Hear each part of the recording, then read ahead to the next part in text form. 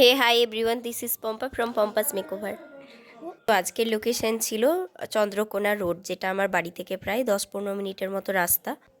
আর সেই দিন ছিল আমার সাথে সুস্মিতা। আমাদের বৃদ্ধি থেকে বুকিং ছিল, তো আমরা সকাল সকাল পৌঁছে গেছিলাম, প্রায় 8:30-9টার মধ্যে পৌঁছে গেছিলাম রোডে। আর গিয়েই আমরা যেহেতু কাজ শুরু করেছিলাম, তো সেই মতো ক্লিপস নেওয়া হয়নি আর আগের। তো এই হলো ওর ফাইনাল লুক, দেখে জানিও কেমন হয়েছে ওর বৃদ্ধি লুকটা। আমার এই ব্রাইডের হলদি হতে হতে প্রায় 5:30টার মতো সময় লেগে গেছিলো, কারণ কি ওদের স্নান করানোর ব্যাপার ছিল। তো তারপর এসে বসতে বসতে প্রায় 6টা। বলো আগের মেকআপটা কীরকম ছিল, সবাই কি বললো বলো।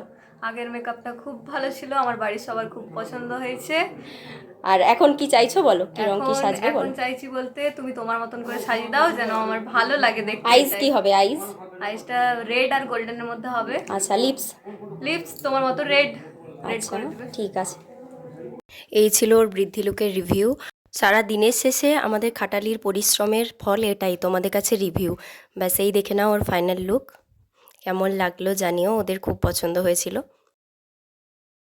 কেমন লাগলো বলো।